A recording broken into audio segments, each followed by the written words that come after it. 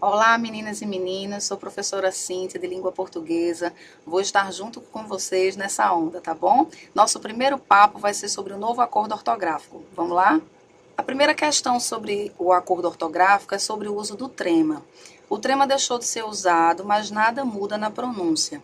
Exemplos: a palavra bilíngue, a palavra pinguim, 50, linguístico, delinquente, antiguidade, tranquilo, sequestro, consequência, aguentar e arguir.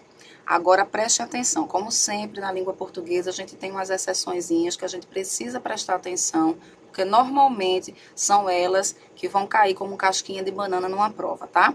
Nomes próprios estrangeiros, como Miller, Bintin, essas palavras vão continuar tendo o trema utilizado, tá certo?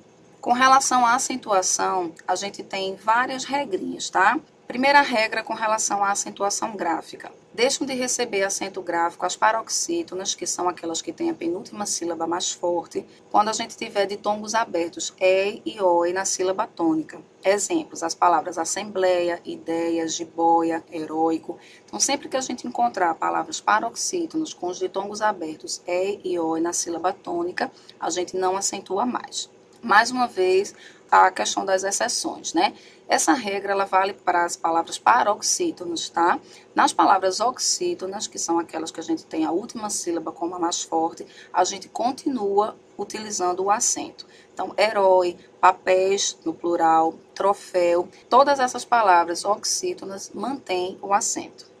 Regrinha número 2, com relação à acentuação gráfica. Some o acento no I e no U fortes depois de ditongos. Ditongo, como todo mundo sabe, é a junção de duas vogais em palavras, novamente, paroxítonas, tá? Então, baiuca, bocaiúva, feiura, não recebem mais o acento. Agora, preste atenção mais uma vez nas exceções. Se o I e o U estiverem na última sílaba, mais uma vez, a palavra, quando for oxítona, a gente continua utilizando o acento. Então, tuiuiu, Piauí, são palavras oxítonas e a gente continua acentuando. Mais uma regrinha de acentuação. Some o acento circunflexo das palavras terminadas em em, o ou os, certo? Aquelas vogaizinhas repetidas, tá? Então, a gente tem os verbos creem, deem, leem, veem, e a gente tem palavras como vou, enjôos, no plural.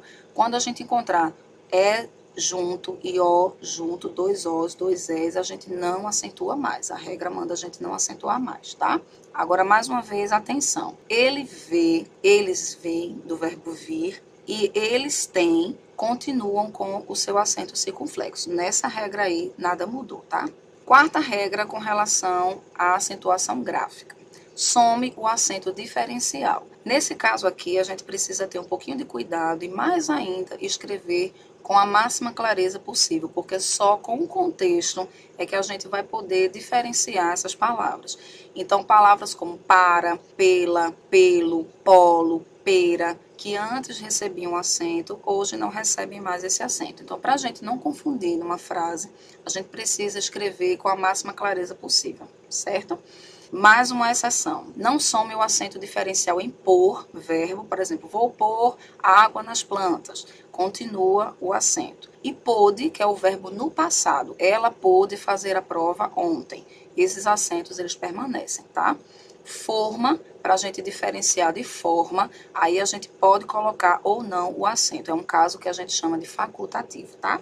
Regrinha número 5, com relação à acentuação.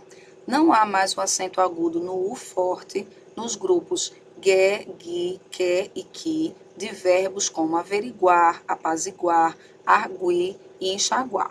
Exemplos: averigue, apazigue, ele argue, enxague você. Antes, a gente colocava o acento agudo. Hoje, pela regra do acordo ortográfico, a gente não deve acentuar mais. As demais regras de acentuação permanecem as mesmas. Espero que vocês tenham gostado da aula. Numa próxima aula, a gente vai retomar esse assunto com mais uma regrinha do acordo ortográfico, que é a regra do hífen, tá bom?